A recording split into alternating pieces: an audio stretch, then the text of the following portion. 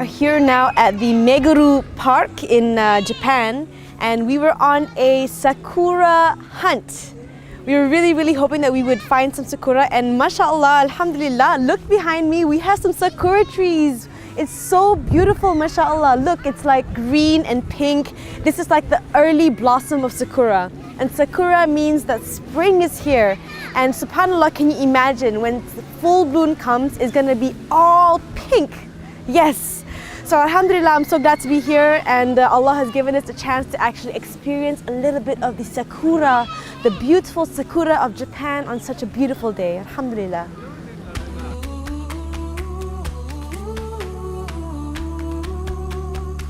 Now I am here at the Tokyo Kami Mosque Masjid, which is in central Tokyo, and we are about to meet an imam, a Japanese imam who reverted to Islam 20 years ago. His name is Ahmad Maino.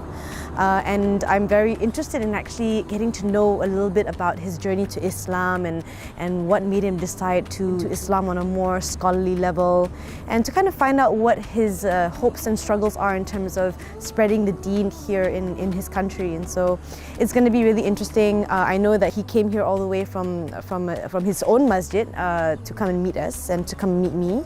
And yeah, just I've never met a Japanese imam before.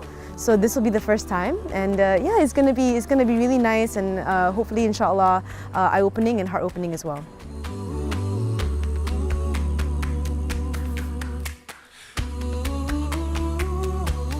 Assalamu alaikum, Shaykh Ahmad. Wa alaikum salam wa rahmatullahi wa barakatuh. Alhamdulillah, Jazakallah khair. Thank you so much for joining me here today in Tokyo Kami Masjid. I would just like to ask you a few questions about your journey to Islam. If you don't mind, could you share with me what was your first perception of Islam before you became Muslim, and what was it about Islam that attracted you to become Muslim? Right. Bismillah ar-Rahman ar-Rahim. Alhamdulillah Rabbil Alameen. Wa afdal salatu wa atam taslima ala Sayyidina Muhammad wa ala alihi wa sahbihi ajma'in. First perception about Islam to me was very ordinary and usual for any common ordinary Japanese.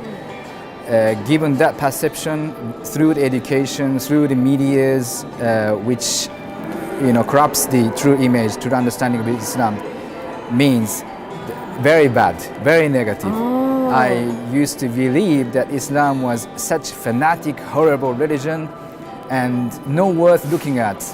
Although I started my journey of searching for the truth at the age of 14, Islam was the last thing to come to my mind that may be the one. MashaAllah. Not at all. SubhanAllah. To that extent, it was, all negative. Okay, wow. But you were, mashallah, you were very young searching, and so you had a negative view about Islam. So what made that change? What made that change? Yes, the perception. What happened? Alhamdulillah, the change was given by Allah subhanahu wa ta'ala through meeting, encountering, mashallah, let me say, true, wonderful, beautiful Muslim family. Oh, mashallah, yes, mashallah. In Melbourne, Australia. Oh, I see. By the time I was there for about a year as an exchange student during my senior high school time. MashaAllah. And how old were you then? I was at the age of 17 to 18. Subhanallah, MashaAllah, very young. And was it there that you decided that you wanted to become Muslim? Almost. I had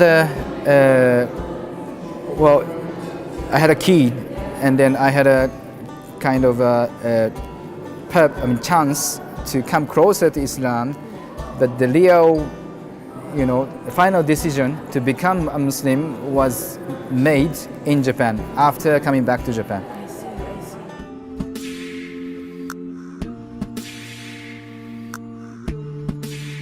Could you share with me perhaps that moment when you decided that yes, this is the religion I want to follow, and I will go ahead with the Shahada? Right. And before that, allow me to just tell you a little bit about before coming to that stage. Yes, please. Why I started searching for the truth. Okay. I would say it was my trial to answer the call of nature, call of heavenly given nature, fitrah. By the time I reached to the age of 13 to 14, my ego, my nafs awoke. And since then, my nafs wanted to know where did I come from and where am I going to, what am I living for? And I thought that I would get those answers if I took the path of monks, Buddhist monks, because the Buddhism was the closest religion which was surrounding to me. Although I had none from amongst my family and relatives who are religious, but that's the subhanallah call of the heavenly given nature, fitrah. That's the starting point of searching for the truth. And then subhanallah, as I told you, although I was searching for the truth, I never dreamt that Islam may be the truth because of the biased viewpoint against Islam due to the media and so on. During my study time abroad in Melbourne, I met such wonderful family, Muslim family, as a first time for me to meet a Muslim family. Then they treated me very nicely, kindly, generously. So slowly, the biased viewpoint against Islam in my heart melted away. And after coming back, they had a father. One day when I visited them, he gave me English translation of the Quran and then gave it to me, saying, read this book and think by yourself. That attitude made me happy. Because I felt that he respects my ability to think. Although I was only 18 years old boy, very young, compared to the attitude of 1 year elder brother in that family. He was very much interested in scientific proofs, which meets the Quranic statements. You see, so he was showing me the books and the pictures. You see those scientific facts have already been proved and then new and declared more than 1,000 years before and so on. See how the Quran is truth and how Islam is truth and so on and so on. Subhanallah. Of course, after becoming a Muslim, I do thank him and then I do pray for him. Jazahullah khairan. But that time, his way of attitude was, frankly saying, very annoying. Okay. You see, because it was he was trying to persuade me. And as you know, the Japanese people in general are very much fond of reading books. I see, yes. And in my opinion, people who loves reading books, they do prefer to persuade themselves, not by others, never. You see, so especially these matters related to religions, which is right and wrong and so on. Yeah, people in common, they don't like to be persuaded. Subhanallah, after coming back to Japan, and then I started studying about Islam with my own eyes, not depending on medias which corrupts the image of Islam.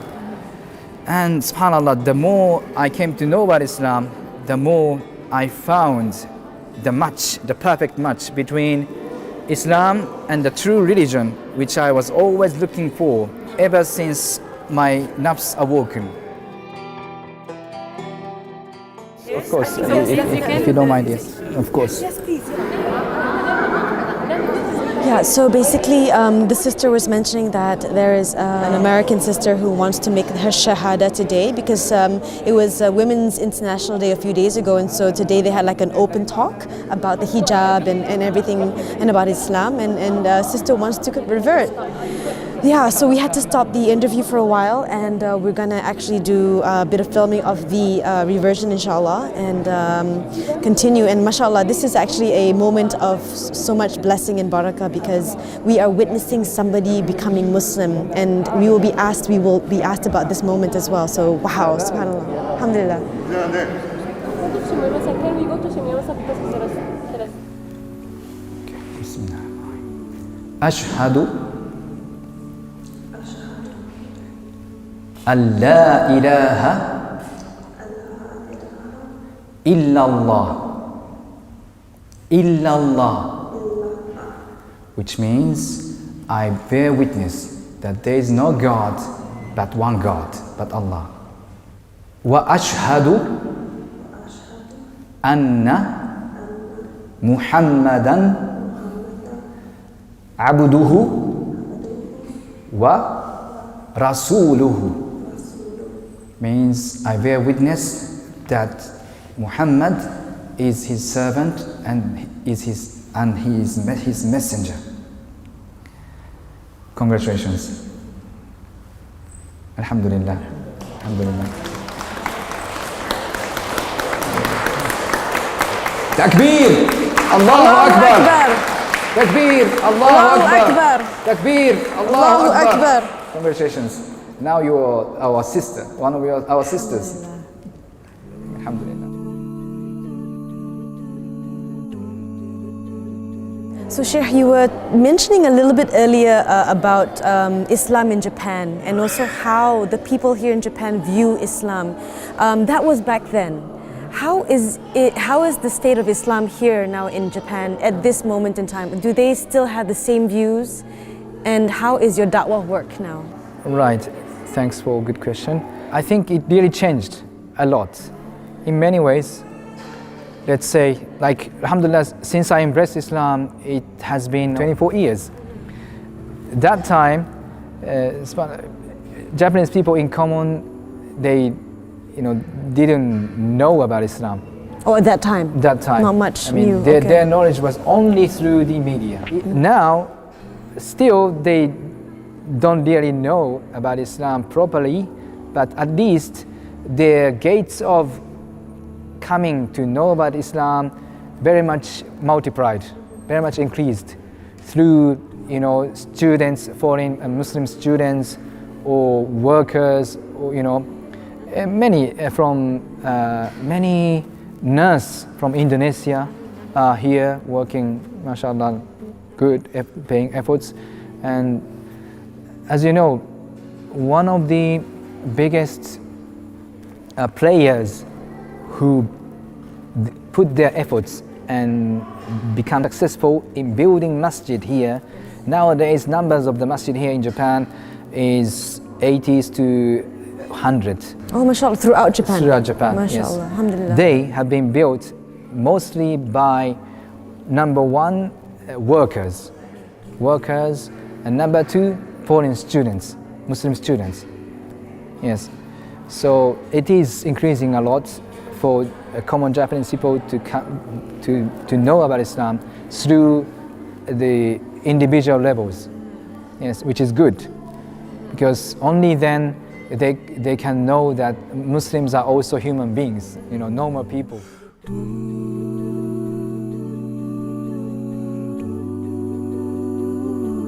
Sheikh Ahmad, I wanted to ask you something about family in Islam. According to Islam, how important is it for us to stay connected with our family, especially Siratul Rahim, and also knowing our ancestry, how important that tradition is? So I wanted to know from your point of view, how important is it to stay connected with family? As you know, my brothers and sisters, we Muslims do believe in Qada'ullahi wa Qadari. The destiny directly means it's Allah's choice. It's no one else's choice, but Allah's choice that we have our family members with us. But those our family members, we already have them ever since we were born, or ever since they come to this world. That directly means it's Allah's choice, which means that we should never ever disgrace them, disgrace it, or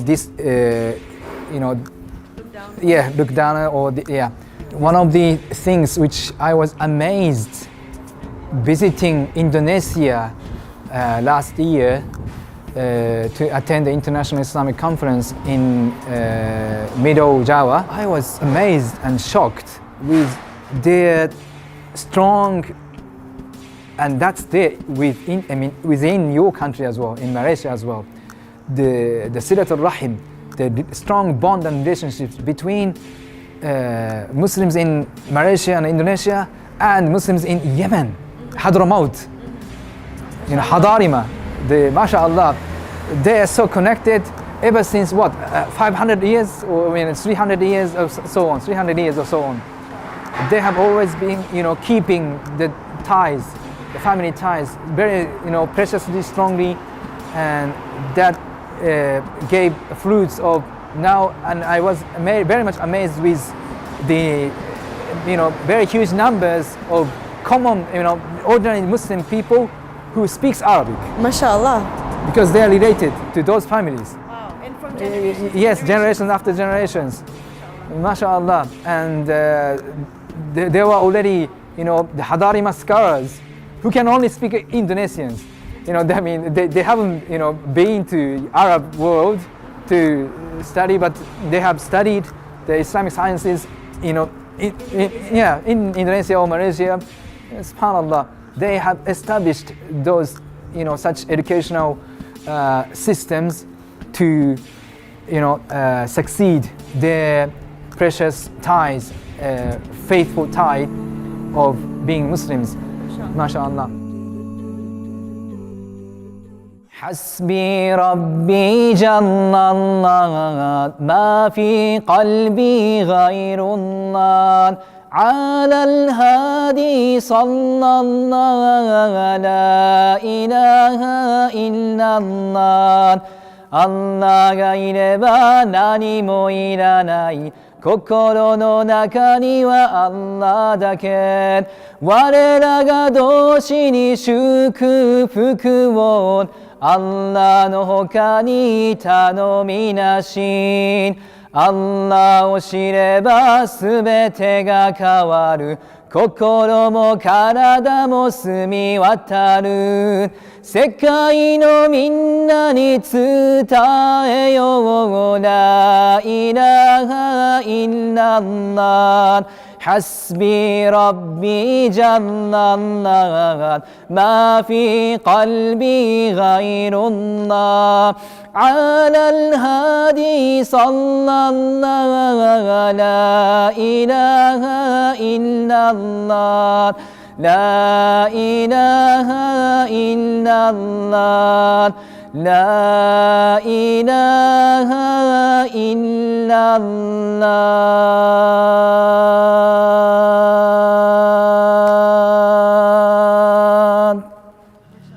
When did you know that you wanted to sing nasheed, and do you actually write your own songs? Well, because its effects to the hearts of children is very huge. And subhanAllah, although this field is very much had huge progress in West and states, even among the Muslim minority communities. However, it's almost no progress in Japan. So if no one is going to do, I need to do. Okay. That's why I started. MashaAllah. So nasheed to do da'wah is a Yes. beautiful way of doing da'wah.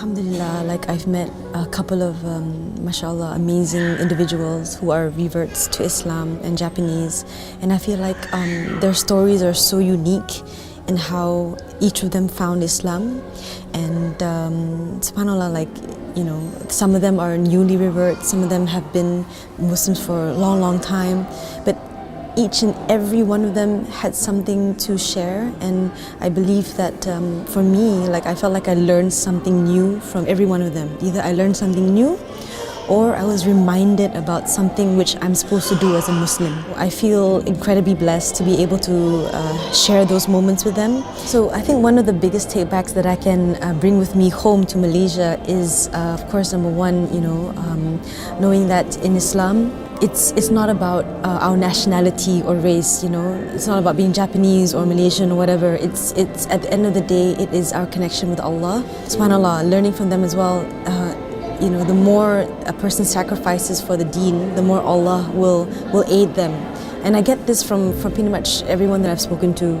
And that Islam is something that is worth striving for, it's worth the struggle.